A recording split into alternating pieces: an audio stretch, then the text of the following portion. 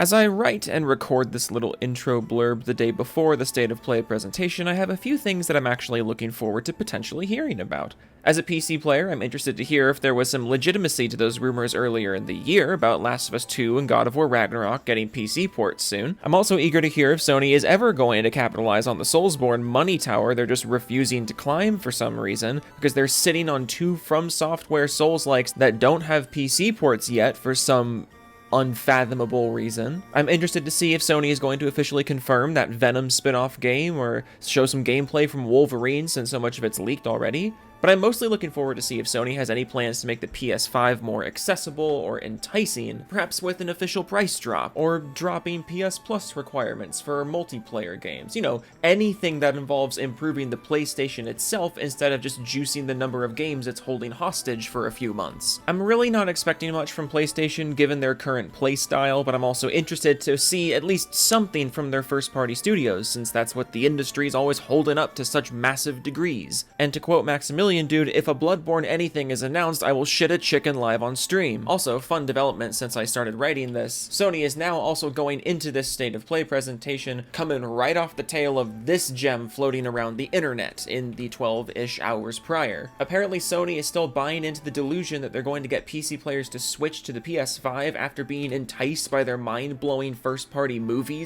games. You genuinely believe that the community of PC players who refuse to download the fucking Epic Games Store are going to fork up $500 or more for a gaming machine that's worse than their current gaming machine, all in service of a handful of single-player games that cost $70 a pop and come out like maybe twice a year? That's the actual strategy now? Yeah, I'm gonna need you guys to show us something at this State of Play that makes me think the fucking space moles from Mars haven't taken over Sony headquarters, because this makes absolutely zero sense. PlayStation's 2024 has been a bit on the underwhelming side. I think that's uncontroversial to say. I may be biased since I'm a PC player and I'm on the outside of their ecosystem, but there are a lot of potential things that could be said during this presentation, and I'm going into the stream weirdly optimistic and intrigued by what Sony's first-party studios could be cooking up for the future. Because man, if you're telling PC players that they're going to be so enticed by your first-party games that they're going to drop their fucking PC for it,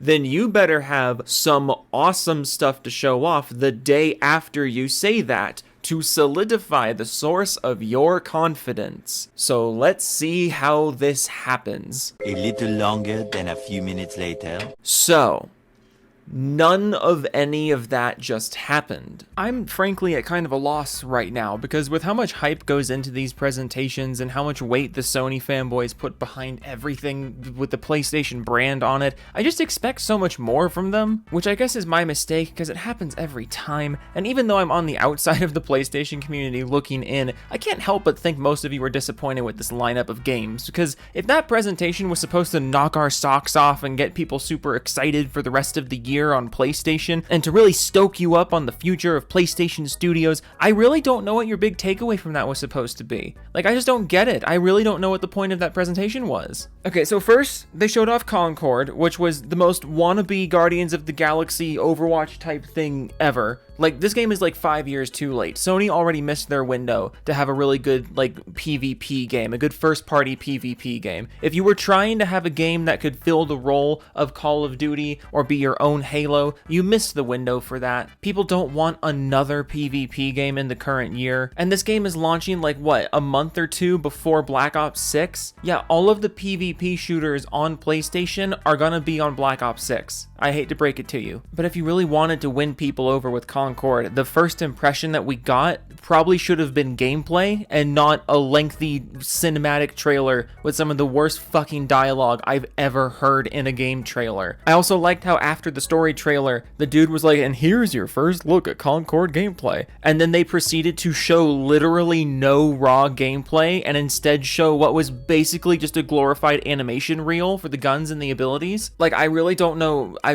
who this game is for. I just don't. If you want want Overwatch, you'll play Overwatch. If you want Call of Duty, you'll play either X-Defiant or Call of Duty. I truly don't know who this game is for. And it wouldn't have looked out of place in like a 2017 or 2018 State of Play presentation. I really don't know what the angle here is supposed to be. After Concord, there was the announcement that Ragnarok is coming to PC on September 19th, which is not surprising since God of War 2018 is one of the most successful Sony PC ports to date, and if they weren't planning on putting the sequel on PC, they wouldn't have put the 2018 game on PC in the first place. That's just the way it be. Although I would like to point out that even though Herman Hulst just said this, Ragnarok is getting its PC port less than 2 years after its PS5 launch. Like, correct me if I'm wrong, I'm pretty sure this is the fastest PS5 to PC turnaround for any first-party single-player game in PlayStation's lineup. I could be wrong about that, but if it's not the fastest, it's one of the fastest, and I'm starting to get the feeling that Herman Hulst is not really in sync with the rest of his team, if, you know, as implied in this clip that went viral yesterday, or I guess 2 days ago now, the intention is apparently to get God of War 2018 fans on PC over to the PlayStation to play Ragnarok, but you're putting Ragnarok on PC in like record time. I'm really not sure what the goal is here. Next up was Dynasty Warriors, which in my notes I just wrote looks like Dynasty Warriors. Then they proudly showed off 3D anime game with fantasy setting number 2068. They seem to be calling it Infinity Nikki this time around, but then the trailer turned into Anime Dark Souls for the last 3 seconds and only the last 3 seconds. After that, we had Dark Fantasy Souls-like number 6081. It was called The Ballad of something.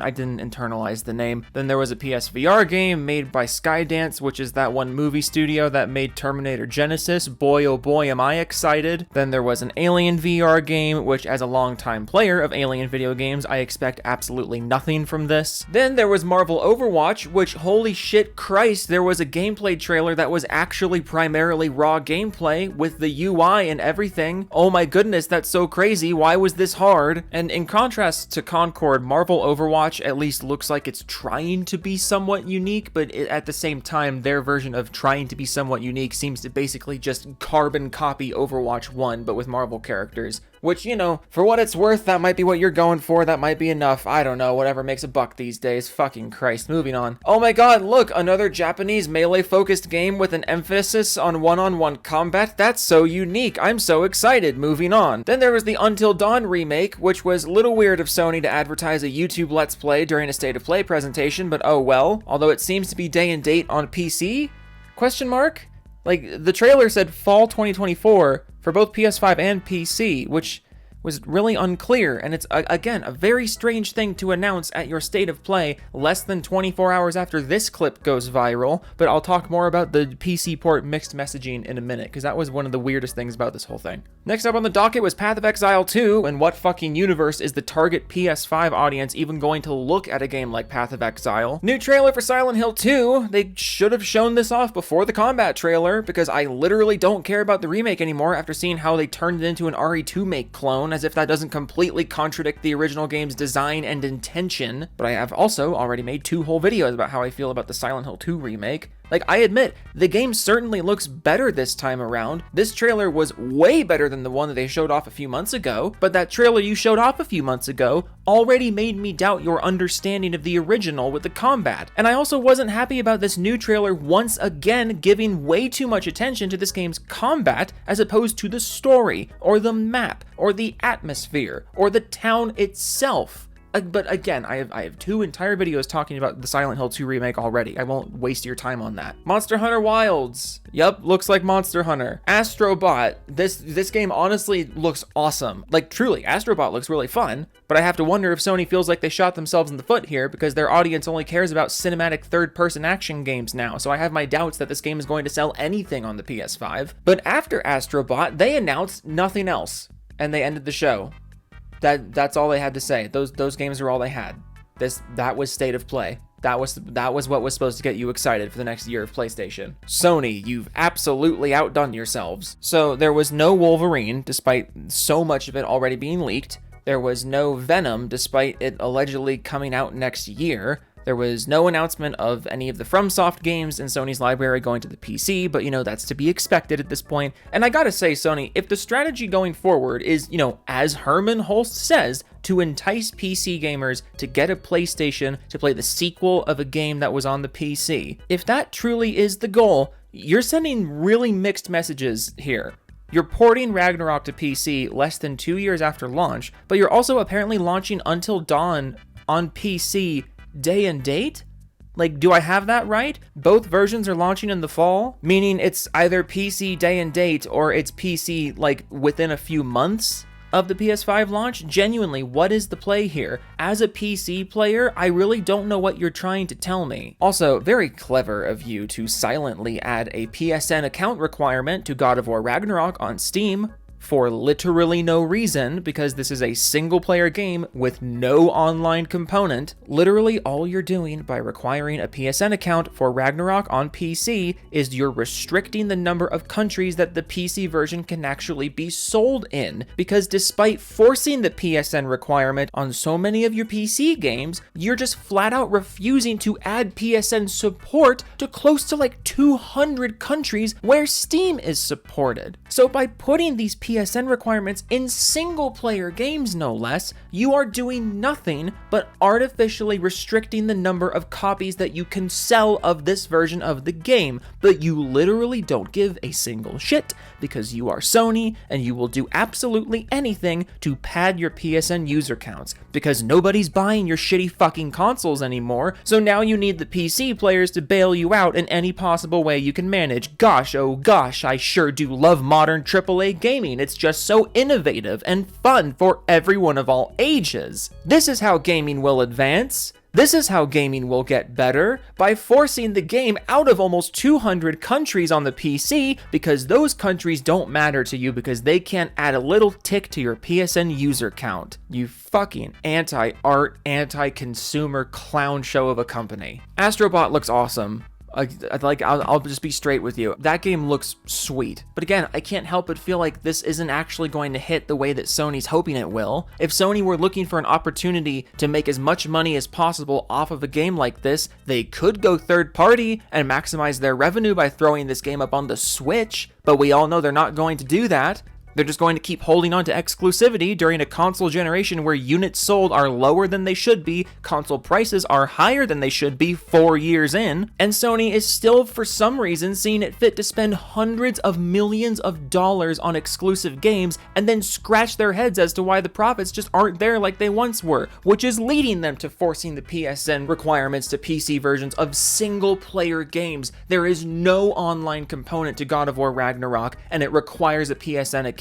You don't even have to be online to play this game, and it requires a PSN account. Why? Give me a single reason why. Xbox literally just has to show up and not catch on fire on June 9th, and they're gonna run away with at least this year's of presentations of like game hype and like whose first party output is getting more excitement around it. Cause Sony, why did you even have a dedicated show? Why not just throw your shit in at Summer Games Fest, you know? And like, how many precious minutes of this presentation did you really need to give to the Until Dawn remake? A game that not a single person in the universe has asked for. You're remaking Until Dawn. Oh. This company makes no fucking sense. I don't get it. Just keep doing what you're doing, guys. We'll see how it... Fucking bold strategy, Cotton. Let's see how it works out for them. All right, toodles.